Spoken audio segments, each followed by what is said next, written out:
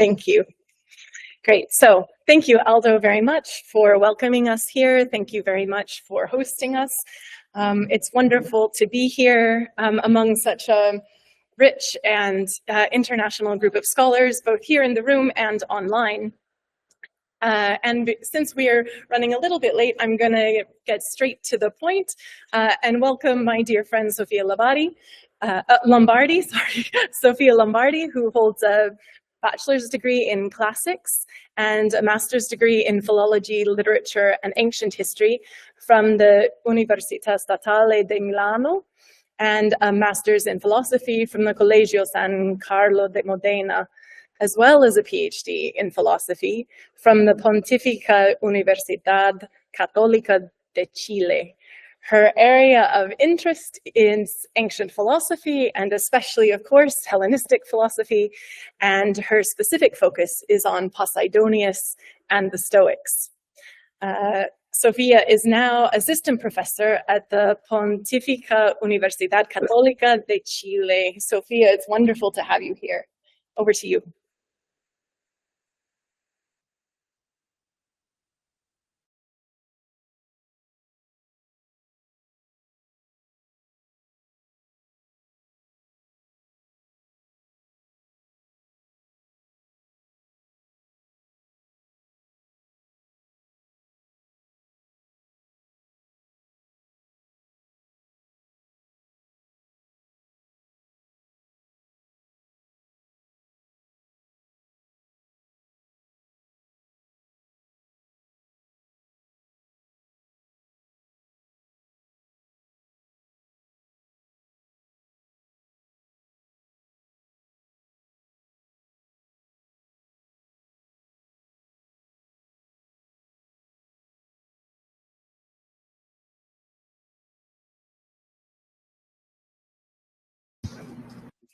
Okay, see, can you hear me? So thank you very much for inviting me. I'm really happy to be here. This is my first time in Brazil, so I'm really, really happy. And so thank you, Aldo and Kelly, for thinking about me and give me the opportunity to present something that I'm writing about Posidonius. I'm writing a monograph about psychology, Posidonian psychology. And what I'm going to present today is one part of the last chapter I'm writing, re-elaborating my PhD thesis. And in particular, I would like to talk about a part of the Placitis, the PHP, the Placitis Hippocrates et Platonis, where Galen presents an extended quote of Posidonius, offering a critical engagement with Chrysippus' theory that passion arises not from the mere opinion of something as good, but from the opinion that such a good is the highest good.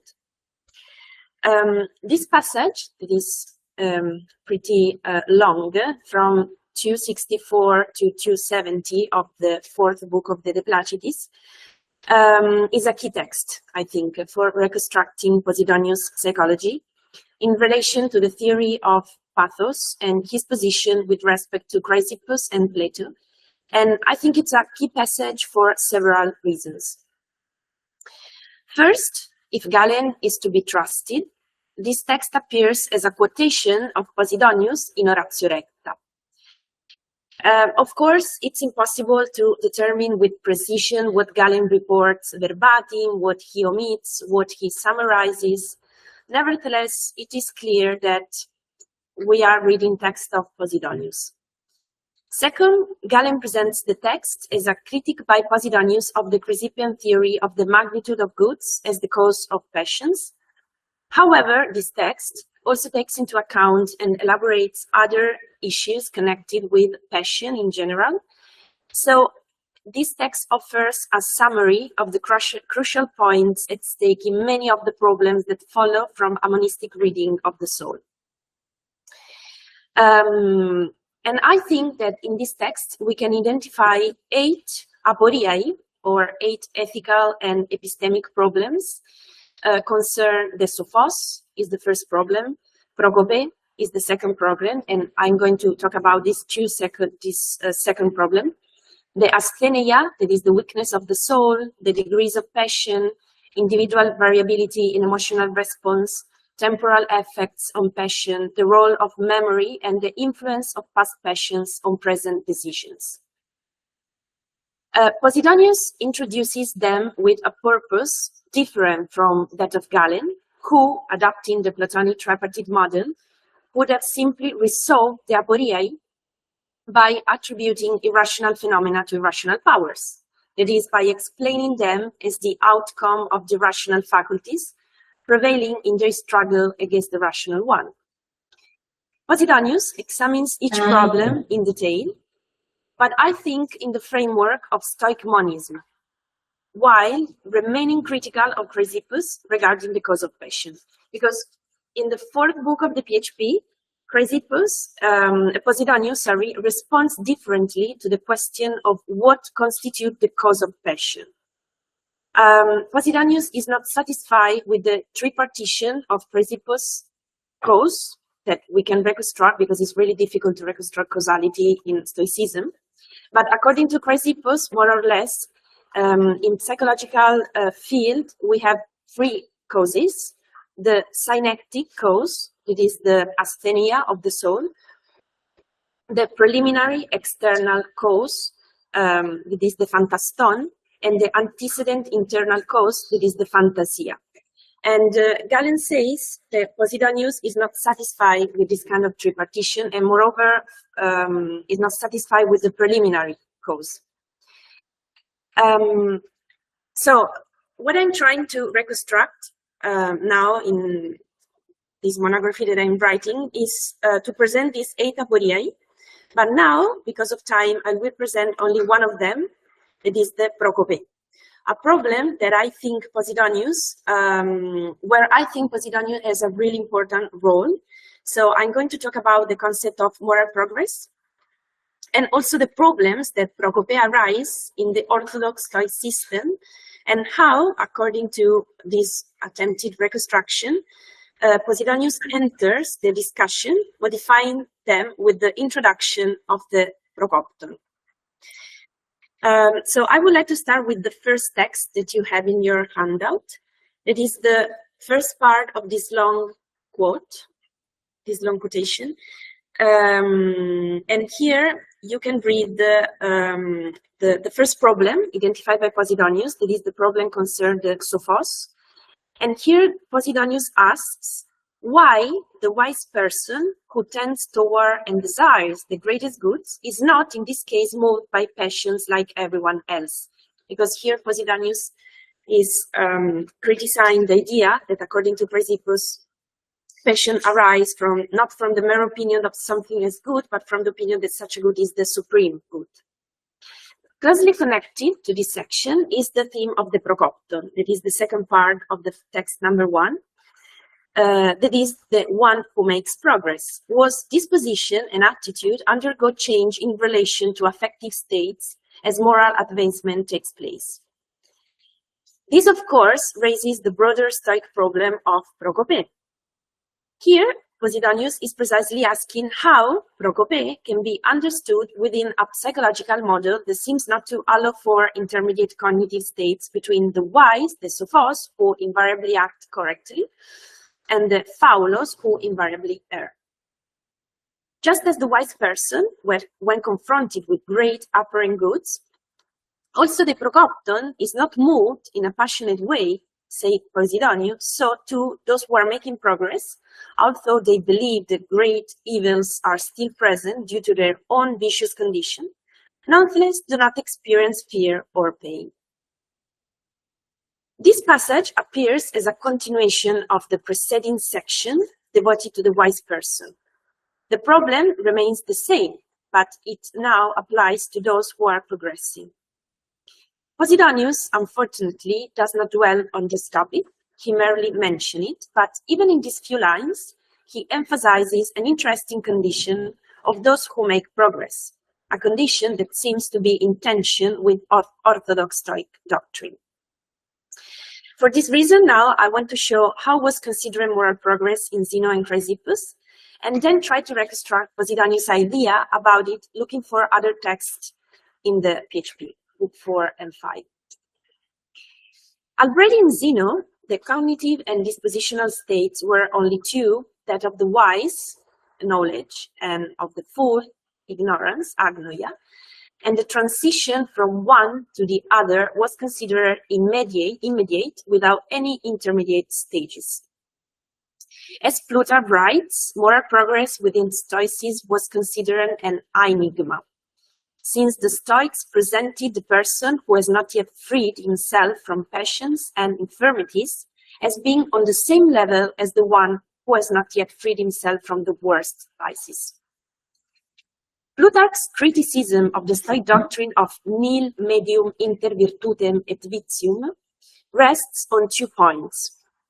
First, Posidonius wishes to underline the absurdity of thinking that if virtue has not yet been fully attained, one necessarily remains in vice. Second, he argues that it is impossible that there be no awareness of moral progress, since according to the Stoics, the transition from one state to the other will be perceptible only from the result. So the person who makes progress will be not conscious of his change and will not realize his improvement until the final outcome. Plutarch thus presents one of the Stoic paradoxes underlying this enigma, namely that all errors or wrong action, amartemata, are equal. Therefore, it makes no difference whether this is an example from Cicero, De Finibus. It makes no difference whether a helmsman sinks a ship full of straw or a ship full of gold, or whether someone strikes a parent or a slave. Cicero comments that the nature of the cargo of the ship has nothing to do with the skills of the navigator. That is, whether he carries gold or straw, there is no difference as far as his competence or incompetence is concerned. But if we go to the text number 2, that is Stobeo Eclogi, Stobeo clarifies that the errors are equal, isa, but not the same, uketidomoia. Wrong acts all arise from vice, and the corresponding krisis, the judgment, is the same in every case of wrongdoing. However, with respect to the external stimulus, wrong acts differ in quality, since the intermediates vary according to the particular judgments that are formed. There is no such a thing as an error that is more error than another, according to Stoics, or, for example, a lie that is more false than another. There is a qualitative difference in the nature of the error or lie and in the circumstances under which it occurs. For example, if there are 2 mistakes, sinking a ship full of gold or one full of straw, they differ qualitatively but not in degree, since in both cases the ship is lost due to the same cause, that is the helmsman's incompetence. So the difference lies in the qualitative aspect of the error, which depends on the changing external stimulus that gives rise to judgment under different circumstances. Another example that can clarify more this point is from Diogenes Laertius, book 7, 120. This is the famous example of Canopus. If one person is 100 stadia from the city of Canopus, and another only 1 stadion away, both are equally outside the city. Likewise, both the person who commits a great error and the one who commits a small one are equally in error. In this case, the distance, that is the quantitative aspect, does not matter, since both are outside the city. But there is a qualitative difference depending on their position relative to it. Yet this qualitative difference does not alter their condition, since neither has reached the city of Canopus. If, then, there is no middle ground between virtue and vice, as opposed to the peripatetic view, there can exist only 2 opposing cognitive states, the wise person who possesses virtue and the fool who possesses vice. Using one of another Cicero example, always from the De Finibus, just as neither the person completely submerged in water nor the one just beneath the surface can breathe, so too the one who has made some progress toward virtue is in the same condition as the one who has made none. The idea is that although someone may be progressing until he attains virtue and becomes wise, he remains in ignorance and error, like any fool who makes no effort toward moral improvement. And this theory perfectly fits the Stoic radical dichotomy between Sophos and Paulus.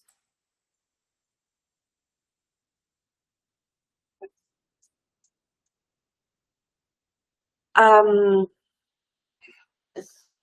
the battery. The battery is not okay.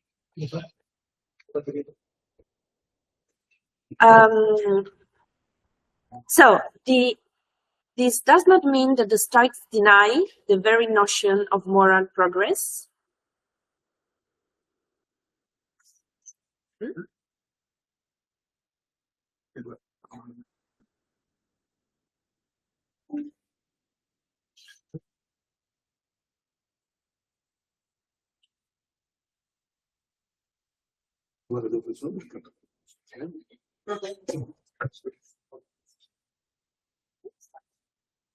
Okay, so this does not mean that the Stoics deny the very notion of moral progress. Indeed, prokope is among the preferred indifference. And moreover, in the passage number 3 of the handout from Stobaeus Florilegium, Chrysippus explicitly refers to the prokopton and explains that even if such a person has reached the highest point of progress, epakron, and performs all the kathekonta without omission, his life is still not happy, since happiness arises only when this intermediate action, mesai praxis, acquire firmness, stability, and consistency. In other words, being on the verge of wisdom does not yet make one wise. From this passage, one can deduce first that for the Stoics, prokope indeed exists, and second, that the prokopton passes through distinct stages, since he can be said to have reached the highest point. The idea that Stoic moral progress does not exist derives not from the Stoics themselves, but from their opponents, like Plutarch, for example. The Stoics clearly recognize the possibility of a transformation from foolishness to wisdom through what they call metabole. What distinguishes their conception is that prokope does not correspond to the ordinary notion of gradual progress through intermediate stages, in which the subject acquires a new status, the status of the prokopton, who earns less and becomes aware of his improvement. For the Stoics, progress is indeed possible and occurs in different phases, but the change from fool to wise person happens at a single moment.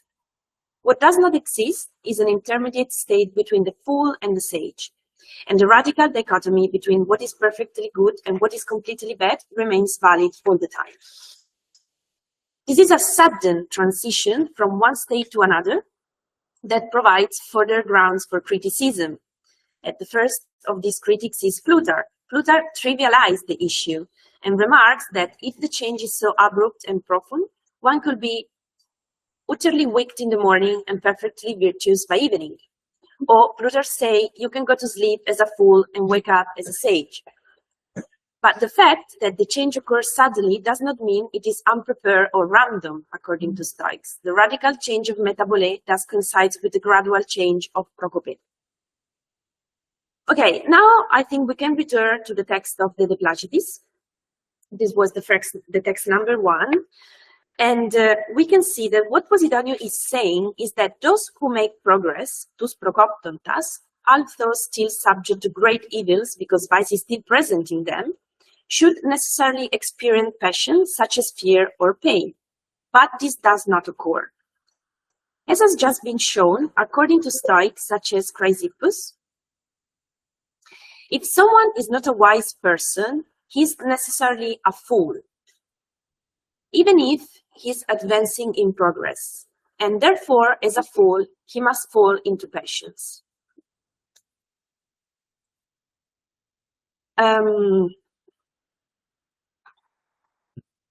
In the situation described by Posidonius, however, this does not happen, which clearly generates a problem. It thus seems that, in this case, Posidonius is referring to an intermediate status, to someone who is still connected to vice, but no longer succumbs to the passions like a fool. This condition could be seen as a nuanced reformulation of Chrysippus' rigid dichotomy. According to Posidonius, then, the procopton is no longer merely a fool, but someone who is aware that is making progress. In fact, how Chrysippus says in the text number 2, he's conscious that something harmful still depends on the vicious condition in which he remains, yet he can refrain from experiencing fear and pain. It thus seems that Posidonius is assigning a new status to the procopton, different from that assigned by Chrysippus. The condition of the procopton described by Posidonius fits neither of the Stoic dispositional types, because the one who progresses is no longer a phaulos, as Chrysippus thought, but someone capable of recognizing the existence of evil and of understanding that such evil is the consequence of his own vices. And this awareness signals moral improvement and explains why he does not fall into passions. We have another text of the PHP in the book number 5, and this is the text number 4, where Posidonius mentioned the procoptontes explicitly and portrays them as those who do not experience pain, who lubuntai, when they think that great evils are present, because they are guided not by what is irrational, but what is rational in the soul, to logikon. Posidonius thus seems to draw a distinction between the person progressing toward virtue and the fool. The former has begun to employ reason correctly, even if not consistently, whereas the latter lacks the right reason that by nature he auto-possesses and therefore falls into the passion, which are product of reason's disobedience to itself. Another passage is the text number 5, the last one, in which reference to the theme of the procoptontes can be seen when Galen presents the analogy between body and soul formulated by Chrysippus and Posidonius. And this is another really important text of the PHP. The argument begins with the definition of passions. Both the ancients and Chrysippus agree that passion does not arise in the souls of the wise. However, they disagree about the condition of the soul of the foolish person during and prior to the passions.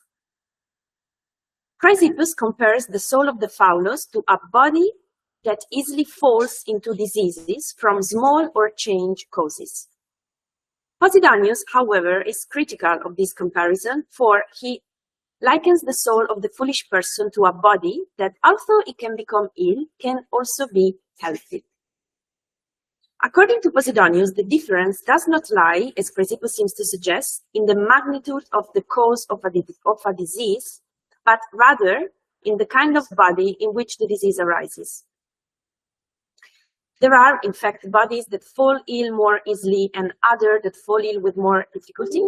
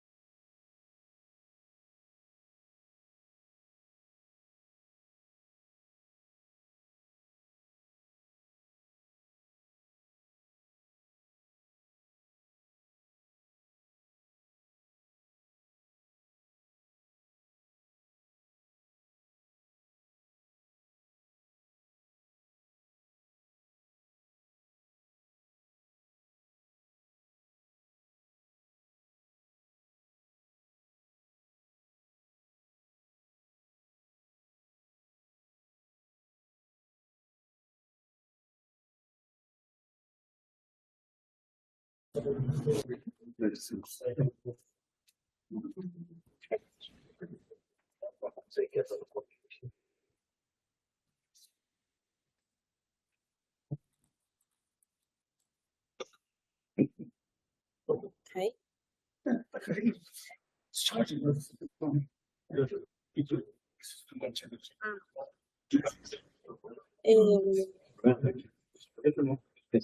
Okay.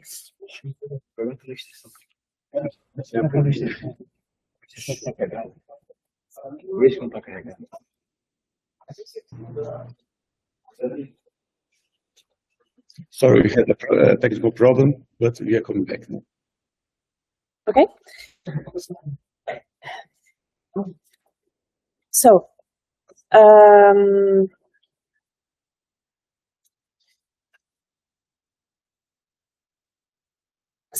Chrysippus compares the soul of the Phaulus to a body that easily falls into diseases from small or change causes. And Posidonius is critical of this comparison, for he likens the soul of the foolish person to a body that, although it can become ill, can also be healthy. Okay.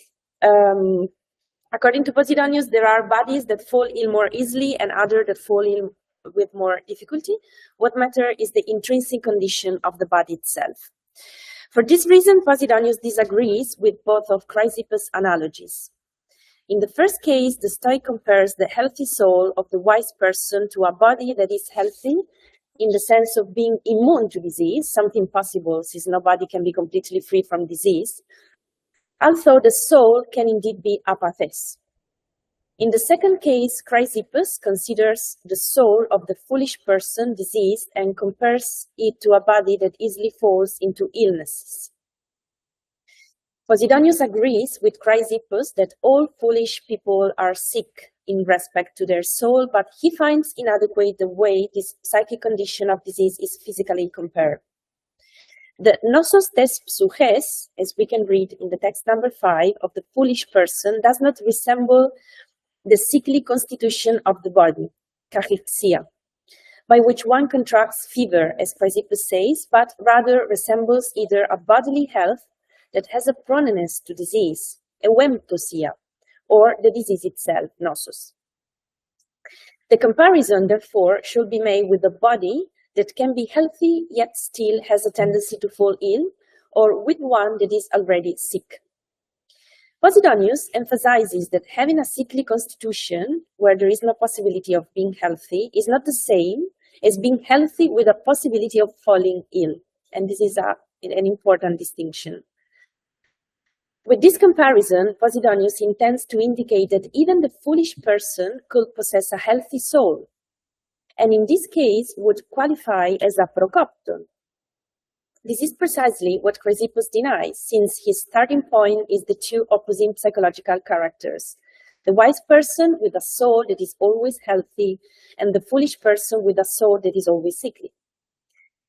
According to Chrysippus, the soul of the Phaulus can never be healthy. In contrast, it can be merely not disease, which does not mean it has been healed of its illnesses, but rather disease that its normal state is a sickly constitution.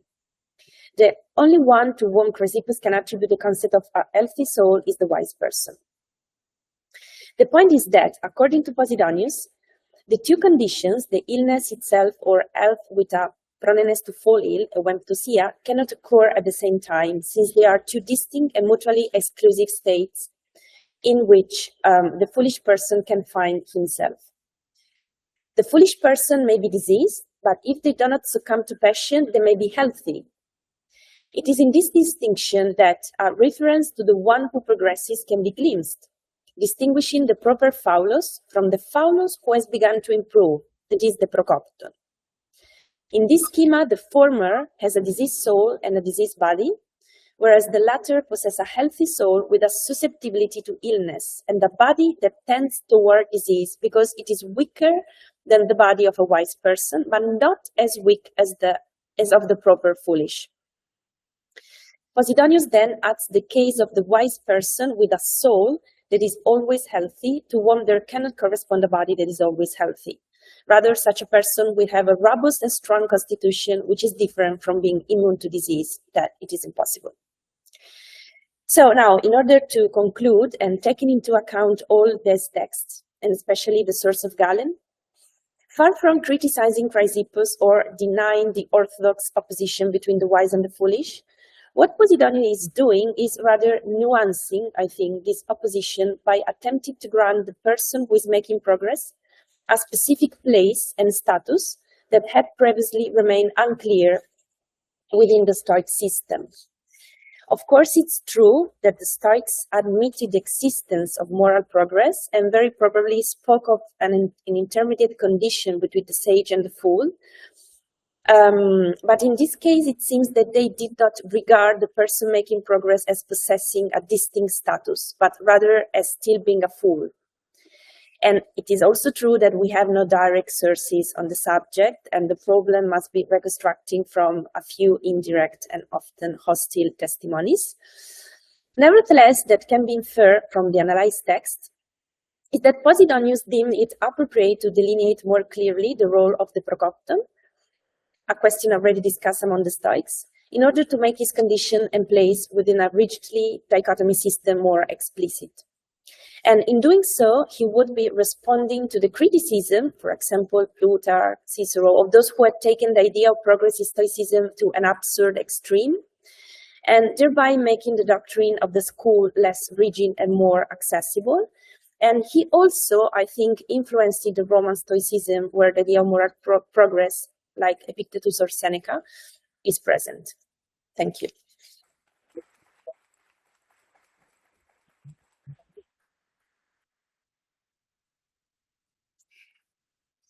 Great, Sophia, thanks very much. I'm going to move the camera so that it's kind of between us. I'm going to sit closer to you so that we can share the session. Yeah, so I'm going to open it up. I'm going to open it up to questions. We'll start here in the room, and if anyone online has a question, please put it in the chat. So, Sophia, over to you. Questions from the room. Eduardo, please.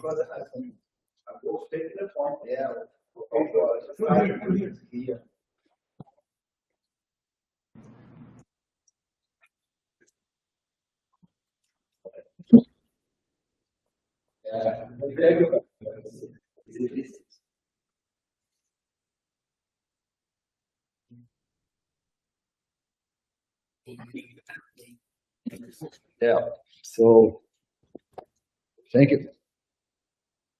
Yeah, all right. So, yeah, that's it. So, thank you very much, Sophia, for your paper, your presentation. And it's very good to know that you are actually writing a piece about Posidonius. But, you know, it's not. I mean, the reception of Posidonius was not so strong. Nowadays, as it was, for instance, up to the 60s, for instance, between 1860 and 1906, many books were written, like in the German world, about Posidonius. There's a whole shelf of reading there. So it's good that you are. I mean, yeah. So I mean, I'll go straight to the point. That it's. I mean, it sounds clear here. That's in your first text, 164. I mean, it's your text number 1. It's fragment 164, and that's basically here is the heart of the difference between Posidonius and Chrysippus. And I learned it with Professor Kidd. I'm just producing what he would say here. Right. The basic difference between Posidonius and Chrysippus is that the psychology. Posidonius, I think, the problem is not what is outside. The moral error, the passion, it's the cause. It's not because there's something really extremely nice, and you commit the moral passion and the moral mistake. Yeah? It's because your soul, I mean, body is just a sin. The real form is that, I mean, it's your soul is not strong enough to resist that passion.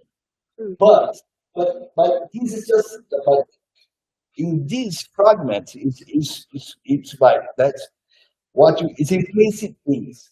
I mean, there's a basic difference. Sorry, that's it. Posidonius' idea of human soul is not monistic. It's not monistic. It's like there's at least 50 fragments of Sina or Galen. There's at least 3 fragments of saying the Stoic. There was a group whose idea of the soul was not monistic. So it's not only Galen saying that. It's Seneca says the same as well. So you not just dismiss what Galen said. You have to dismiss what Seneca said as well. So it was not monistic. There was irrational. People were born with a moral habit. That's Chrysippus, or Chrysippus. Yeah, you are not Chrysippus. You are Seneca. You are sort of what's his name? No, you are philosopher. So you people commit mistakes, but the rest first we commit mistakes. We got you were born like that. It was not the external world who made us bad. We were born bad. We were born like we've got an animal side of our soul. So that's why he says it's not what's come from outside. It's inside. We are like, can't change it. And there's more progress to our normal state. Like, we are progressing like more or less, but there's not a goal. We are going to be like Chrysippus. We all are. Anyway, that's my point. That's my so that's it. Okay. Sofia, do you have anything you'd like to respond to? I would like to respond that I think that according to Posidonius, the soul is monistic.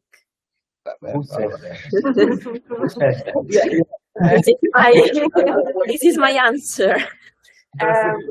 Because what I'm trying to reconstruct, maybe I'm wrong, but what I'm trying to do is to try to read Galen without the Platonic interpretation of Galen. That is really difficult, I know, because we have only Galen. And actually, it's not only Galen. I'm repeating that. Yeah. Seneca says there is a group of Stoics who psychology was they believe like sort of they believe in a double of the soul. So okay. Okay. Yeah. I can show you. Oh. Yes. I can see it, but I think that this is like the easy reading. I think it's like the easy reading of Posidonius and how Posidonius was read by Galen, for example. So I don't think that Posidonius was completely. It was like completely satisfied with the monism of Chrysippus. For this reason, I think it's like intermediate link, Posidonius, between the rigid dichotomy of the first Stoics and the transformation of Stoicism in Roman period. So the idea for me is that Posidonius goes on with the idea that the soul is only one, hegemonikon, but with nuanced and with some changes. For example, introducing the idea of the prokopton that the Stoics didn't have, and something like this. But I don't think he refused, as Galen says, and was ashamed, as Galen says, because Galen is a bit strong with the words, and was ashamed of the Chrysippus monism. Can I ask a question, please? Of course. Did Posidonius talk about different functions of the soul? Excuse me. Did Posidonius talk about different functions of the soul? Yes. Okay. Yes, this is another problem because every time Posidonius talks about dunamis or the Yes. third part, it is never a Posidonius quote. It's always Galen reinterpreting Posidonius' words. And how do you know it is not a Posidonius quote?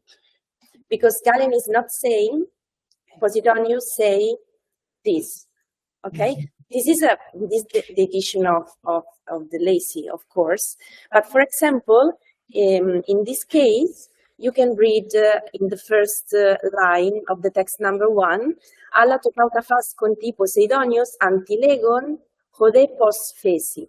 That is, he goes on in this way, and it means that maybe after the post feci, we have a oratio recta of Posidonius. There are other parts of the PHP where Galen says, and Posidonius post feci. But every time Galen uses these Platonic words, is always like, I don't know, oratio obliqua of Posidonius, no a direct quotation. Did you find any source that says that Posidonius is a monist? No, but I don't find any source where Posidonius say is a Platonist. Okay. Okay. All right. Yeah. Okay. Thank you very much. Thank you. Other questions? Yes, Aldo.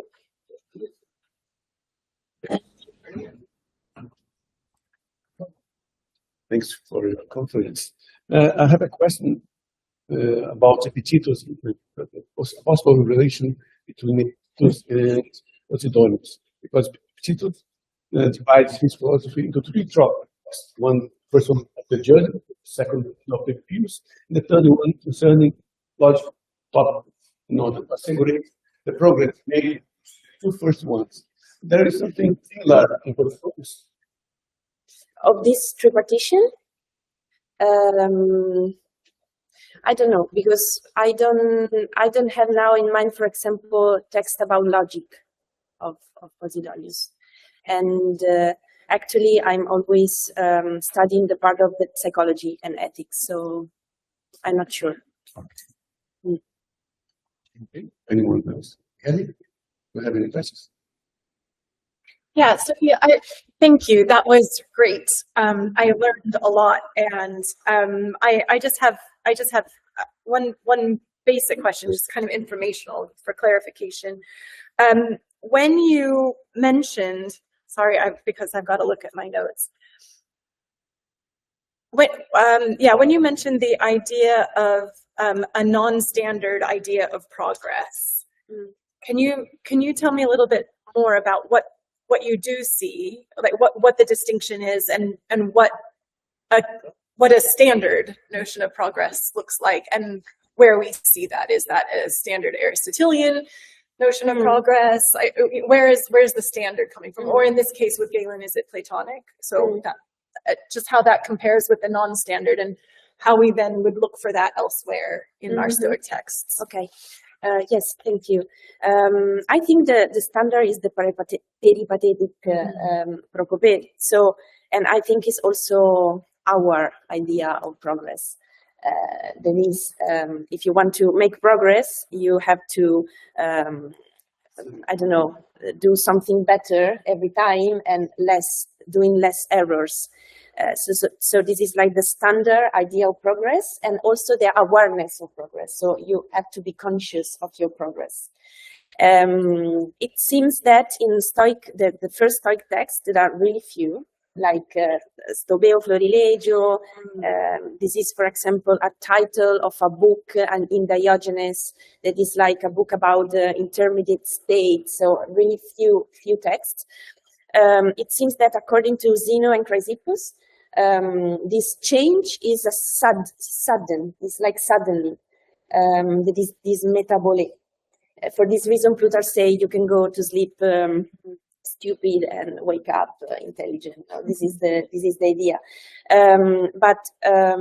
So I think this is the difference between the standard idea of progress and the metabole, the Stoic metabole. This is not the standard idea of progress, but it's still progress, according to them.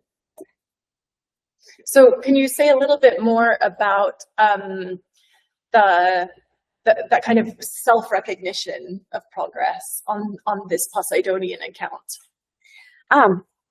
Yes, because maybe because I know you talked a little bit about this, but I'm wondering if you could just expand a little bit on how that fits in with this idea of a non-standard idea of progress. Okay. In the text number 1, we have the verb that I think it's important, that is upolambano. And I think this is the verb through which Posidonius says that the procoptontes suppose they are aware that their vice brings them great harm, but they anyway don't fall into passions. So the idea that there's a new status in this situation, the procopton, that is aware of what he's doing, is still in vice, but he or she doesn't assent to a false presentation, because this is the mechanism. And the problem here is, who is this person? Because it's not the Phaulus, of course, it's not the Sophos. So for this reason, I think that here Posidonius is like modifying something of the non-standard idea of progress in Stoicism. Okay, that's interesting, because one of the thoughts I had about that was, there's that description in Zeno's Republic about the lover, right? That the sage will be the lover of the beautiful young person who has the potential for virtue. Right, that they can see that there's something about the physique, the way that the young person in bloom holds their bodies, they can see that there's potential for virtue there.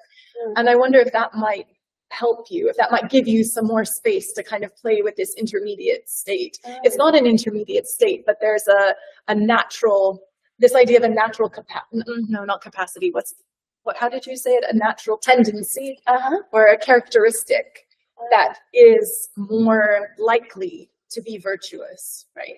Okay. And so maybe that would help. Okay, yes, thank you. No, I don't know this. Okay, I can send you the reference, because I think that's another example of, that like it's not any kind of awareness, but it's a kind of a tendency, right? There's a tendency to virtue that the sage is able to detect in a young person. Yes, and a tendency to virtue is like an idea of procopton. Yeah, that's right. Exactly. So, and the text says that the sage hunts this young person, right? It's like goes after them. Okay. So, okay. yeah. A good point. Thank you. Yeah.